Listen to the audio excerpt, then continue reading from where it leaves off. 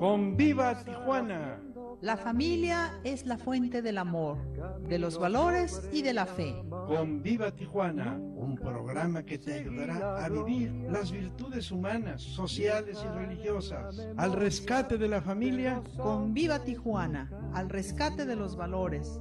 Con los profesores Juan y Marta de la Fuente, directores del Colegio Juan Bosco de Tijuana. Caminante, no hay camino.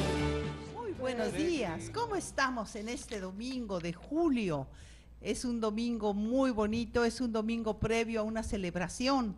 Resulta que estamos muy cercanos del aniversario de Tijuana, así que vamos a cantarle en estos días las mañanitas a Tijuana por su 128 aniversario de fundación. Así que vamos a pensar en nuestra ciudad, en cómo podemos hacer algo por nuestra ciudad, cómo podemos celebrarlo no solamente cantando las mañanitas. Sería muy bueno que lo celebráramos plantando un árbol, sería muy bueno que adornáramos un poquito nuestras casas en las partes exteriores, sería muy bueno que le platicáramos a nuestros niños algo sobre la Fundación de Tijuana. Sería muy bueno, sobre todo, que pensemos unos en los otros y que cuidemos mucho nuestro entorno, nuestro ambiente. Recordemos que somos el lugar en donde empieza la patria, recordemos que somos la imagen que damos a nuestros vecinos, recordemos que es importante que vivamos en una zona, en un lugar donde nos sintamos de forma agradable. No importa qué tan elegante o qué tan rica sea la casa, más bien lo que importa es que esté ordenada, que esté limpia, que esté acogedora, que cuando llegan nuestros familiares, nuestros hijos, nuestros amigos se sientan bien recibidos en esta casa grande que es Tijuana. Juanito, buenos días, ¿cómo estás? Estoy con muchas ideas, Ajá. estoy con mucho entusiasmo. Y tú ya sabes que a mí los días calurositos me gustan más. Los de frío me llaman luego al colchón y a la cama. Pero los de calientitos, no hombre, me llenan de vida. Fíjate, señor, que estaba yo pensando en lo que estás diciendo de Tijuana. Ajá. Ojalá que todos los que estamos en Tijuana llámense tijuanenses porque aquí nacieron y como dicen a mucho orgullo, o porque hemos venido a pedir que nos adopten. Y sí, Tijuana muy generosa abre los brazos y nos adopta. Aquí estamos, los hijos naturales y los hijos adoptivos. Pero la pregunta es lo que dijo un presidente de Estados Unidos, que los que vivimos en tiempos de que él vivió, pues para nosotros fue una maravilla de hombre, como presidente, como ser humano. Y muchos de ustedes que a lo mejor ni lo conocieron, no se acuerdan de esa frase. Ajá. ¿Qué has hecho tú por Tijuana? ¿Cómo decía? Ah, sí, Kennedy. Kennedy dijo, no pienses qué hace tu país por ti, piensa tú qué haces por tu país. Es cierto, aquí tenemos una callecita pavimentada con sus hoyos, pero ahí está pavimentada. Otras tan buenas, otras están regulares y otras muy malas. Pero ¿cuántos pueblillos por ahí, lejos de las ciudades grandes, no tienen una calle con agujeros, no tienen el agua que les llega a su casa? A mí todavía me tocó vivir en un ambiente que había muchos pueblos sin luz, no digamos sin televisión y sin nada de eso, no hombre, sin luz, tampoco sin agua que llegara a tu casa en tubería. Total, ha ido creciendo, se ha ido mejorando, poco a poco, desde luego. Entonces nos preguntamos, ya estoy viejito, ¿qué he hecho por la ciudad? Pues no esperes a estar viejito, ponte a pensar ahorita, ¿qué podemos hacer por la ciudad? Y por ahí digo, bueno, pues yo voy a hacer lo que puedo, bueno, pero ¿qué puedes? Y eso sí hay que hacerlo, no te quedes con los brazos cruzados, y peor todavía si nada más nos la pasamos alegando en contra. Échale ganas, mira, estaba yo pensando cómo hacer para que los alumnos, los jóvenes, aprecien más los valores, es decir, las buenas conductas, los buenos hábitos. Y me encontré con un librito todo sencillote. Tiene 16 páginas, pero de las 16, más de la mitad son dibujos. Y resulta con que es una muestra de los milagros de Jesús. Y me puse a pensar la relación que hay entre los milagros de Jesús, los valores y cómo enseñarlos. Ajá. A ver, Martita, tú que tienes ojos de princesa, Ándale. a ver, léenos este milagrito. La higuera maldita. Un día el Señor se acercó a una higuera, pero no encontró en ella ningún fruto, solamente hojas. Para darle una enseñanza a sus discípulos, exclamó dirigiéndose a la higuera: nadie jamás comerá de tus frutos. Y la higuera se secó. Además de estos y muchos otros milagros, Jesús hizo muchas cosas admirables durante su vida. Qué buen mensaje, ¿eh? Fíjate, va caminando, ve una higuera, tiene ganas de comerse un higo o una breva, no sé qué sea, pero de pronto ve que muchas hojas, mucho ruido, pero nada de fruto. Ajá. Y entonces nos ponemos a pensar, cuánta gente, cuántas señoras que han recibido del mundo una economía grandiosa, pues muchas hojas, pero nada de frutos. Como dice la frase, mucho ruido y pocas nueces. Pero también aquí nos está dando un mensaje que tiene que ver con lo que acabamos de decir. El problema no es tanto el follaje, la hierba, la apariencia. El problema es qué tipo de fruto, qué tipo de resultado existe. Y eso es lo que realmente cuenta. Y eso es lo que en nuestra vida larga o corta es importante. ¿Qué frutos estamos haciendo, estamos ofreciendo? Fíjate que de aquí puedes hacer muchas reflexiones con los muchachos. Entonces es una hermosa enseñanza a los maestros, a los padres de familia, sacada de un pasaje sencillo del Evangelio. Fíjate cómo aquí no estamos hablando de que resucitó a fulano y a perengano, no, simplemente una higuera, que puro ruido y pocas nueces. ¿Cómo la ves, señora? Sí, está fuerte el mensaje, como quien dice, ponte a trabajar para que dejes huella, para que dejes un recuerdo, para que realmente valga la pena y se note que tú pasaste por ahí. Porque de otra forma, pues, ¿qué valor tiene, no? Todo lo que estás haciendo. Porque recordemos que no es tanto lo que acumulemos, porque a fin de cuentas, pues no nos lo vamos a llevar. Lo importante más bien es qué recuerdos vamos dejando en las personas que nos rodean, cómo vamos marcando una diferencia en la vida de las demás personas. Y mire este otro. Ajá. Los 10 leprosos. 10 leprosos, viendo que el Señor pasaba, le pidieron misericordia. Jesús les ordenó presentarse ante los sacerdotes. Mientras iban en el camino, quedaron limpios de la lepra. Sin embargo, solo uno regresó para darle gracias a Jesús, y el Señor le dijo: tu fe te ha salvado. También tiene muy buen mensaje, Juanito, sobre la gratitud. Fíjate, de 10, solamente uno regresó a dar las gracias. Solamente uno reconoció la gracia del Señor, solamente uno fue agradecido, solamente uno tuvo el corazón, la humildad, la sencillez de acercarse y decir: Señor, gracias. Y nos pasa mucho que nos quejamos de algo que nos pasa, o a veces hasta decimos: ¿por qué me pasó a mí? ¿Yo qué hice? O Señor, ¿por qué me castigas? Se siente como si fuera un castigo. En lugar de ver las dificultades como oportunidades, como pensar, bueno, ¿por qué me está sucediendo esto?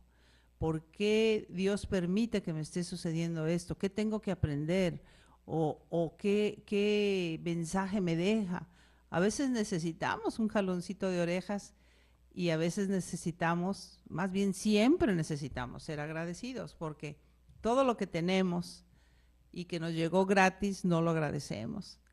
Tenemos 2 manos, tenemos 2 pies, tenemos nuestros 2 ojos, tenemos salud, tenemos una casa, tenemos una familia, tenemos trabajo, tenemos un buen clima, tenemos comida, tenemos paseos o tenemos diversiones o tenemos muchas bendiciones. Tenemos una cama donde dormir, una sopa calientita, etcétera. Y nada, nomás con que pase un detalle, una adversidad de ¡ay! ¡Qué barbaridad! ¿Por qué me pasó a mí? Entonces, pues fíjate todo lo que se deriva de ahí, ¿no? La sencillez, como nos dice Jesús a los que somos educadores, papás, todos somos educadores o deseducadores, depende. Pero todos tenemos la obligación de enseñarle a los demás. El compromiso, ¿verdad? Más que obligación, un compromiso. El compromiso. Ujú. ¿Tú sientes alguna diferencia entre obligación y compromiso? Siento que compromiso es más positivo, más entusiasta, más comprometedor, ¿sí? Más decir, asumo mi responsabilidad y lo voy a hacer. Y que la obligación es como quien te dice, órale, a fuerzas, canijo. Como una imposición, lo ¿Verdad? siento, sí. Bueno, algunos necesitan mucho cariño y decir compromiso y adelante, y otros necesitan un chicotazo para que cumplan. con su obligación. Ok, Bueno. entonces la obligación. Así está bien. Entonces fíjate cómo Jesús nos enseña cómo enseñar. Nos enseña y nos dice, miren, en primer lugar, ¿cuáles son los valores principales? Ese es el primer lugar. ¿Cuáles son las conductas, los hábitos, las actitudes principales en este mundo para convivir con los demás? Y entonces resulta con que empezamos hablando de la higuera. Ajá. ¿Con qué sencillez nos dice, miren, no se afanen demasiado, es muy simple, den ejemplos, platiquen, pongan algo para que lo resuelvan ellos mismos y que les pregunte uno, a ver qué les parece esto. No, pues cada quien opina y finalmente hace una síntesis, miren, realmente lo que importa es los hechos. Los hechos. Y por otro lado, la gente está enferma, hay gentes con problemas graves, allá no había seguro social, ni el ISSSTE, ni nada, para curar a los leprosos. Esos pobres se la pasaban en una cueva de plano, porque además eran despreciados por la sociedad. Sí. Y sus parientes lo más que podían acercarles algo para que comieran. Y esas gentes se morían casi gritando del dolor. Y además olían muy feo. Así que estuvieron bien escogidos. Nuestras gentes de hoy no alcanzan a vislumbrar, bueno, ni yo tampoco, no nomás ellos, realmente lo que eran las enfermedades de aquellos tiempos. Informe especial ese de la lepra. A mí no me cayó el 20, sino hasta que vi la película esa de Ben-Hur, señora. Ajá. Cuando vi cómo vivían en esas cuevas, no hombre, que se les cae la carne a pedazos. Y los leprosarios que existen, yo conocí a un maestro mío que había estado metido en un leprosario. Ajá. Y fue a hacer una labor social, espiritual, de enseñar como si fuera una escuela. Eso era en Colombia. Hay varios leprosarios. Total, me sensibilicé ante eso. Y cuando leo el pasaje del Evangelio, Me vienen a la mente todas esas cosas. Bueno, dándole la vuelta a la página, ahí tienes que en la mañana abrí un pedacito del periódico y me encontré a mi querido amigo Catón, Ajá. y que nos enseña, y dice, el Señor creó al mandril. El mandril es un chango feo, feo, feo, feo. Y entonces alguien se preguntó, Señor, pobre animal, ¿por qué lo hiciste tan feo? Y entonces el Señor no dijo nada, pero luego hizo a la mandril hembra. Y entonces la mandril hembra volteó la cara y vio al mandril macho, y él vio a la mandril hembra y dijo, qué hermosa, qué belleza, y ella también de él, y se enamoraron Ándale. y tuvieron mandrilitos. Así es. Y luego siguió el cuento de Catón, que se encuentra con un ornitorrinco. Y lo mismo, la gente lo ve y le da miedo y dice, llora, esta cosa tan fea, ¿qué es eso? Y también hizo Dios la hembra. Y la hembra vio al macho y se sintieron enamorados los dos, tal para cual. Y entonces la conclusión es de que no hizo Dios en este mundo nada feo. Depende bajo qué punto de vista. Haz un esfuerzo, comprende a otra persona.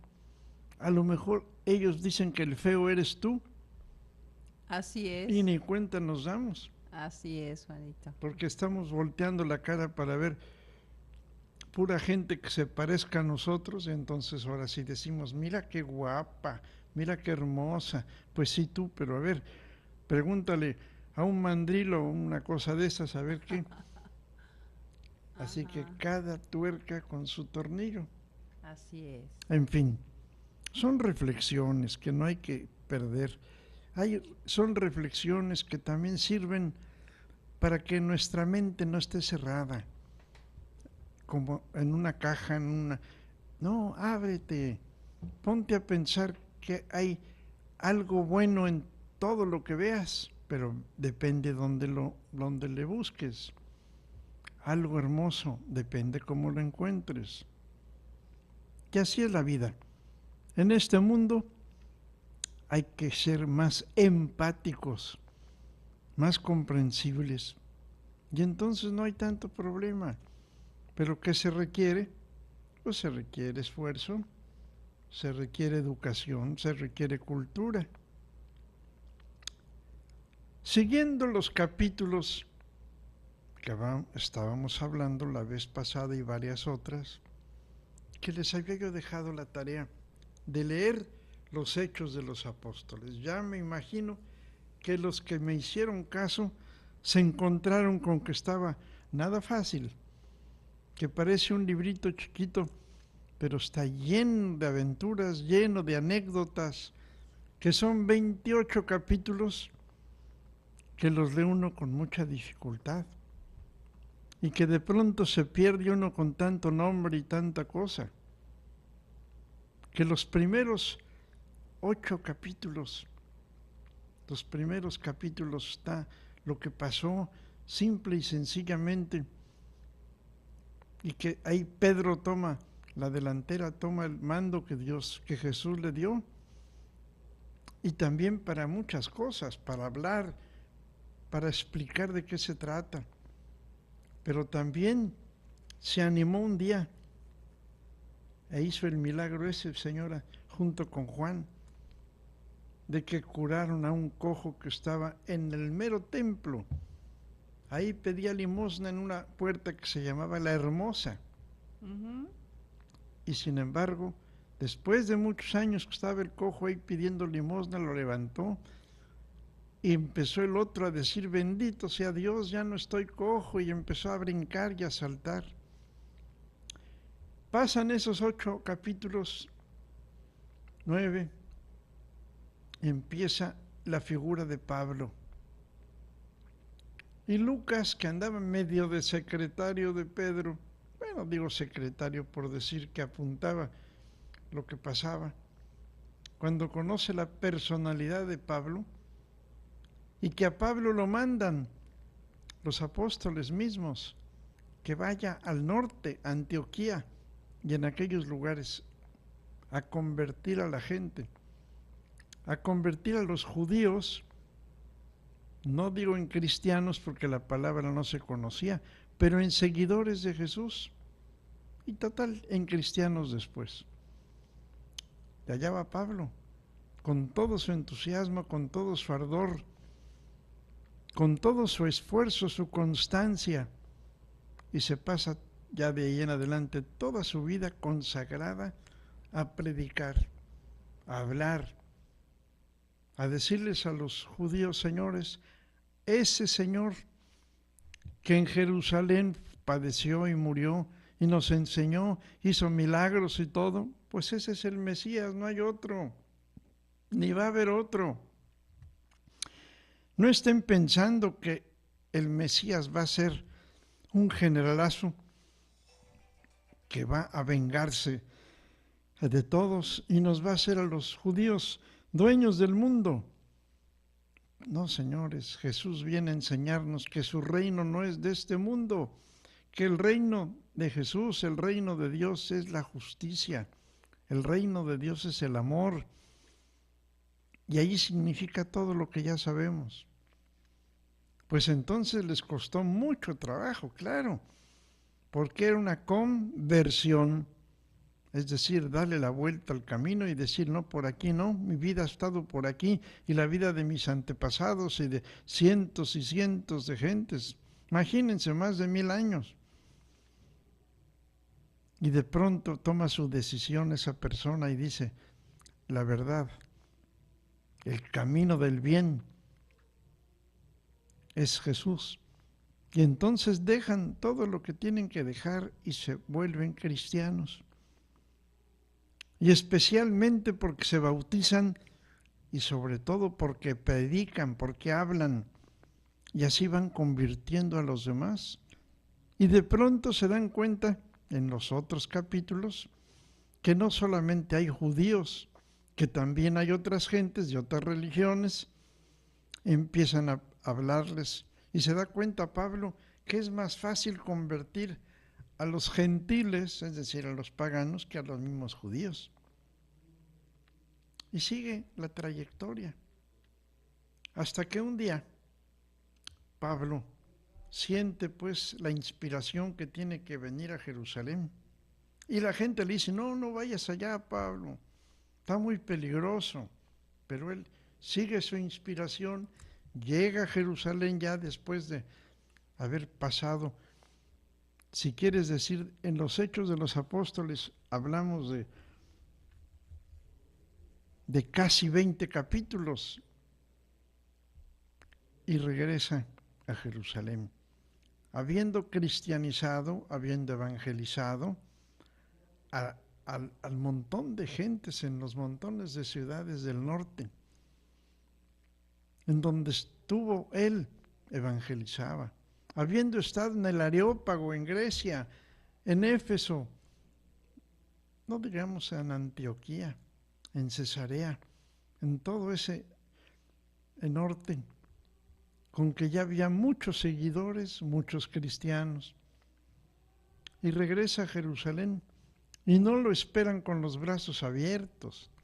Apenas algunos judíos que estaban ahí de paso se dan cuenta, descubren a Pablo. ¿Por qué? Porque Pablo siempre iba a la sinagoga y ahí hacía sus pláticas, hacía sus predicaciones, y lo descubren que es el alborotador del norte. Y lo acusan y lo quieren matar y lo encarcelan y lo golpean y lo azotan y lo apedrean y lo dejan casi muerto. Y Pablo siempre.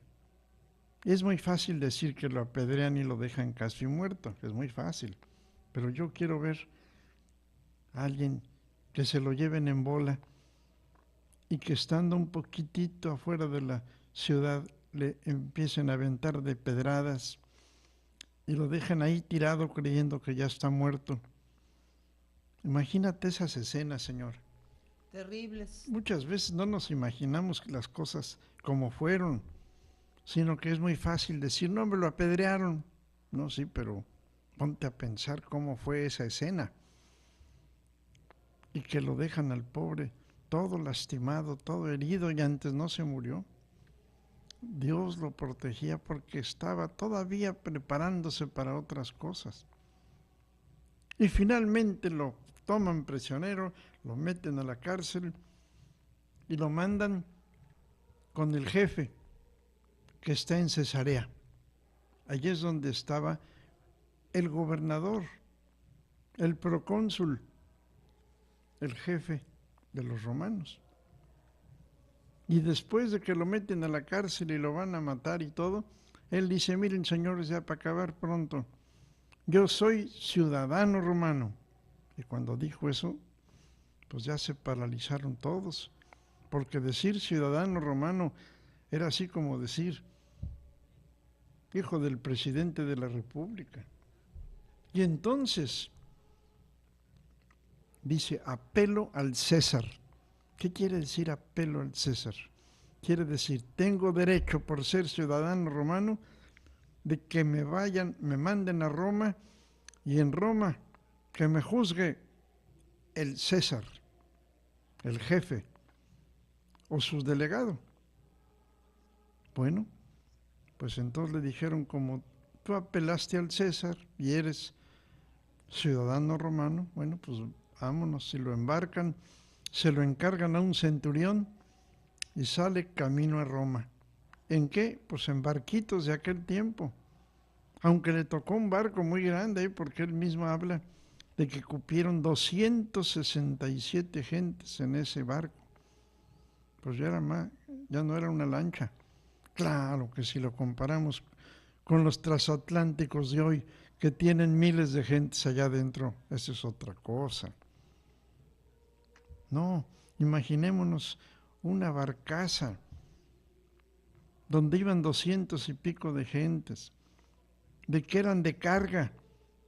Ya iba la lancha esa rumbo a Roma. Y en el camino se encuentran con varios problemas gruesísimos contra el tiempo, contra el huracán. Y el huracán empieza a deshacer esa barcaza.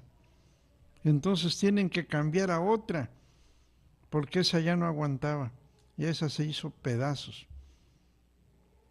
Imagínense ustedes a la gente que va ahí, llena de frío.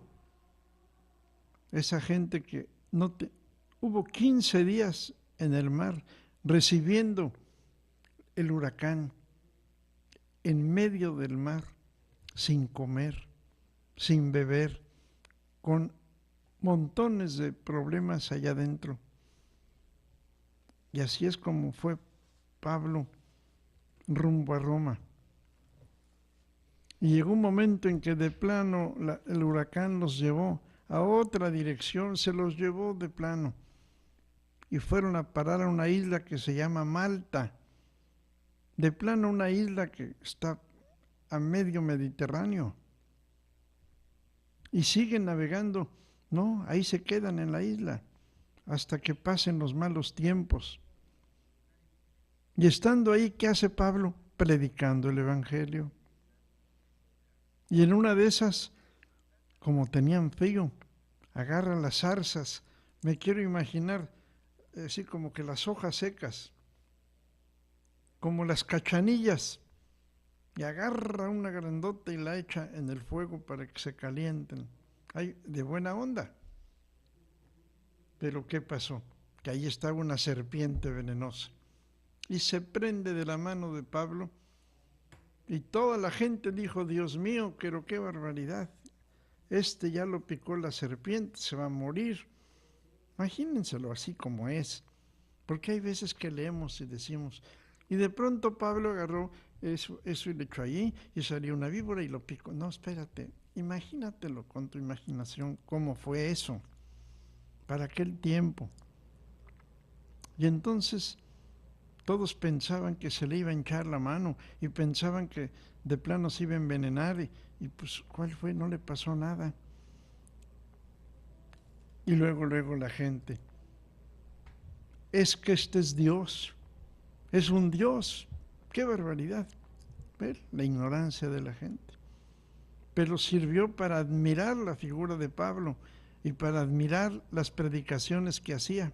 Y total, llega ese hecho, ese ejemplo a la voz, a la cabeza, a los oídos del mero jefe de la isla.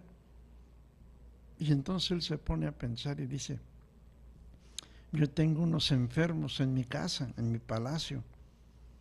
¿Quién quite y ese señor nos lo cura? Bueno, lo mandan llevar y se lo llevan al palacio del mero jefe. Y efectivamente cura a los enfermos.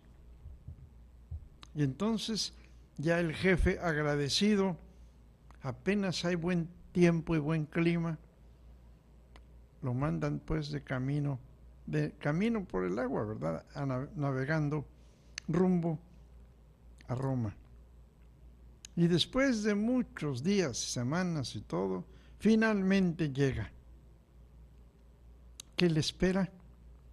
Pues va con un soldado, va en calidad de prisionero. Y ahí se queda en Roma como 2 años. Pero ya libre, ya no lo molestan, nada más le prohibieron que se saliera de ahí. Y es cuando él escribe sus reflexiones, esas reflexiones que son las cartas, las dichosas epístolas, y escribe 14 epístolas de San Pablo. Gracias a las reflexiones que hizo durante toda su vida, que fueron pocos los años, realmente no pasaron de 6, 7 años. Y entonces empieza a mandarles cartas a las comunidades que él mismo había fundado. Aquí están las cartas, unas a los mismos romanos, otras a los de Corinto, a los de Tesalónica, y así a varios les manda sus cartas, reflexiones que si no hubiera padecido todo lo que padeció y si no hubiera estado encarcelado en Roma, pues no hubiéramos tenido esas reflexiones teológicas de Pablo, que son de veras una maravilla. Aunque sea un día agarren la Biblia y denle una ojeada, por lo menos para que vean ustedes en qué consistían esas cartas. Y cada 8 días, en general, en las misas, los sacerdotes nos leen un pedacito de una carta. Pero se nos olvida que eso fue escrito en Roma, después de todo lo que padeció, después de lo que, bueno, pues hay que meterse en el ambiente para poderlas comprender. Cartas de San Pablo, epístolas de San Pablo. Qué maravilla la vida de este hombre, señora. Qué maravilla, y a mí lo que me estaba maravillando mientras estaba escuchando es cómo la providencia nos va llevando, como decíamos hace un rato, ante adversidades, y de esas adversidades luego vienen bendiciones. Si él no hubiera pasado tantas vicisitudes, no hubiera tenido la experiencia para escribir esas cartas tan elocuentes, tan profundas, tan llenas de riqueza humana, y también que haya tenido el tiempo, la lucidez, la inspiración para escribirlas. Entonces, a veces nosotros no entendemos por qué parece como que las cosas nos voltean al revés, pero de ahí después nos vienen bendiciones. Nosotros en México usamos una frasecita que dice, no hay mal que por bien no venga. O sea, algo va a venir después de eso. Así que, fíjate qué providencial la vida de Pablo, cómo se va reflejando en todos estos momentos que tú nos platicaste, que se estaba preparando, se estaba fraguando, se estaba retroalimentando para después poder dar su testimonio, para poder después plasmarlo por escrito y que llegara hasta nuestros días, porque otra cosa interesante, cuando decías tú ahorita, se nos olvida que esto pasó hace 2000 años y se nos olvida que Roma estaba constituida de determinada forma y se nos olvida que él estaba en calidad pues de persona no muy deseada para los romanos por todo lo que él expresaba, ¿sí? Y nosotros tomamos la Biblia, leemos una de estas epístolas y es totalmente aplicable a la vida actual. Por ejemplo, la carta aquella que habla sobre el amor, pues es una belleza esa carta.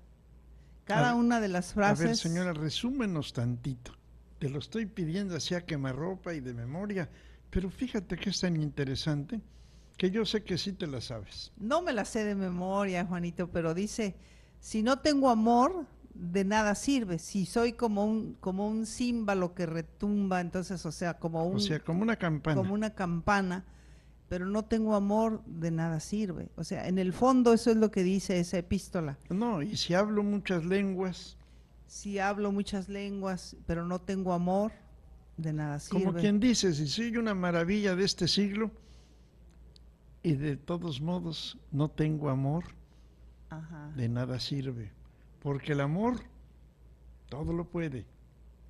Todo lo perdona, todo lo sobrelleva. Fíjate, cada una de esas frases, yo lo estoy diciendo ahorita muy mal, no me la sé de memoria, pero cuando uno la lee, la verdad que va uno reflexionando en cada una de las situaciones que él va presentando ahí, dice uno, ay caray, pues sí, qué razón tiene San Pablo, ¿verdad? Y acuérdate que amor, en el sentido auténtico, no es estarle dando de besos a la persona amada nada más. La verdadera esencia del amor es ¿qué haces tú para que esa persona amada tenga lo necesario, esté contenta, esté feliz? ¿Qué es lo que tú haces? Oye, es que me ofendió, me hizo, me tornó. Ahora te pregunto, ¿y tú qué haces para perdonarle? Para ofrecerle lo que tienes que ofrecerle, lo que puedes dar para sus necesidades. Ese es el amor evangélico, el amor cristiano. Pues nomás fíjate en la vida de Jesús. Sí. Después de que lo maltratan y le hacen y le tornan y todo, finalmente, ¿cuál es su mensaje? Perdónalos, Señor.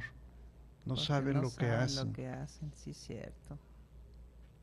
¿Y qué hace con el ratero, ese bandido que está también colgado de la cruz? Imagínate, en pena de muerte, todo lastimado, lacerado, escurriendo en sangre. Y le dice el hombre ese como puede, imagínate, colgado en una cruz y que se voltea como puede y le dice, Señor, soy un pecador, acuérdate de mí cuando estés en tu reino. Y se voltea Jesús como puede. Imagínate estar colgado de una cruz, hombre. Lo que pasa es que no nos imaginamos las cosas como fueron. Y le dice, hoy estarás conmigo en el paraíso. Señor, perdónalos porque no saben lo que hacen. Compara esas muestras de perdón.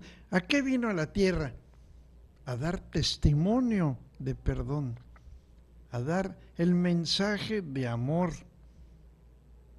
A eso vino. Eso es lo que nos enseñó principalmente. No nos enseñó a que tienes que ir aquí, tienes que ir allá, tienes que leer esto, tienes que estarte persinando de tal manera y espérate. El mensaje principal es el enseñarnos a perdonar, enseñarnos a enseñar, enseñarnos a ser útiles, a enseñarnos a hacer algo por los demás. ¿Y cómo lo hizo? Pues haciéndolo él. ¿Qué mejor manera de predicar que haciéndolo él en su vida diaria? Por eso es que el cristianismo todavía no ha podido permear a la sociedad. Todavía no somos cristianos, como decíamos el otro día, en el sentido evangélico. ¿Cuánto nos falta? Y no quiero decir que peor es nada. Estoy en el buen ejemplo de decir, bueno, poco a poco. La humanidad ya han pasado 2000 años y todavía no le entendemos muy bien en qué consiste el ser cristiano, en qué consiste seguir eso que se llama el camino, la huella que Jesús dijo: yo soy el camino, yo soy la verdad, yo soy la vida. ¿Y cuánto nos falta? Nosotros creemos que con una cosita de nada ya somos cristianos. No es cierto. Por eso es que es tan difícil cumplir con el Evangelio. No es nada fácil. Es, como dijo él mismo, renunciar a todo lo que tienes y ponerte por el recto camino. ¿Te acuerdas que dijo: toma tu cruz y sígueme? Ajá. ¿Y qué quiere decir tomar tu cruz? Agarrar un leño y un palo y ponértelo en la espalda y no, Señor. Ajá. Toma tu cruz quiere decir cumple con lo que tienes que cumplir y haz las cosas como yo te enseñé que las debes hacer. Y ahí la llevas. ¿Por qué está el mundo de cabeza? ¿Por qué está Tijuana campeona de difuntitos, campeona de asesinatos, campeona de robos? ¿Por qué? Porque necesitamos cristianizarnos. Es que yo soy evangélico, yo no soy católico. Sácate. Eso es de veras el no entender nada de lo que está pasando. Si tú tienes tu intención, tu recta intención, tu entusiasmo para vivir lo que Jesús dijo, para seguir los pasos de Él, para comprender lo que es el Evangelio, pues otro gallo cantaría. Imagínate nada más cuántas gentes que se llaman cristianas en Tijuana y que todos tratáramos de cumplir un poquito eso del amor a los demás, eso del perdón, eso del trabajar, eso de que no es puras hojas, sino la esencia, el fruto. Por sus frutos los conoceréis. Y yo no hablo de un señor ignorante o un señor sabio o del político. No hablo del párroco, no hablo del pastor, de todos.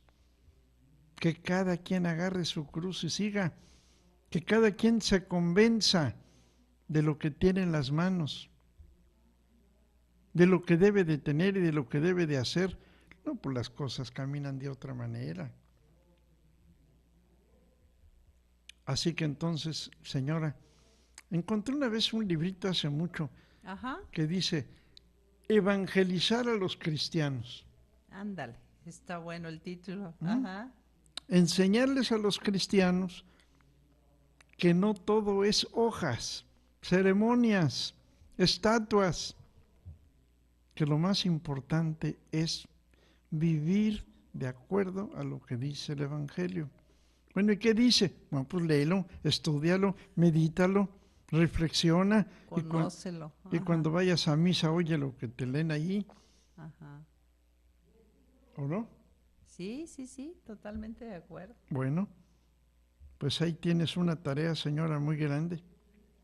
Es lo que estoy pensando, que nos estás dejando una buena tarea. Y ¿sabes qué, Juanito? Nos estás acercando a conocer más el Evangelio, a conocer el fondo, el trasfondo de lo que está escrito, no nada más quedarnos en las palabras, ¿verdad? Pues sí, no por algo el Evangelio de hoy dice: venid a mí los que estéis agobiados, que yo os aliviaré.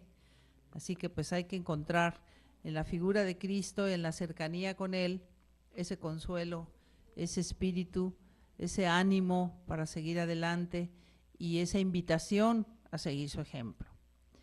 Hablando de otra cosa, tengo por aquí un saludo De Rosario Méndez del Cajón, California. Dice, estoy en la cocina y los estaba escuchando y les mando felicidades por su programa. Muchas gracias, Rosario Méndez, por este saludo.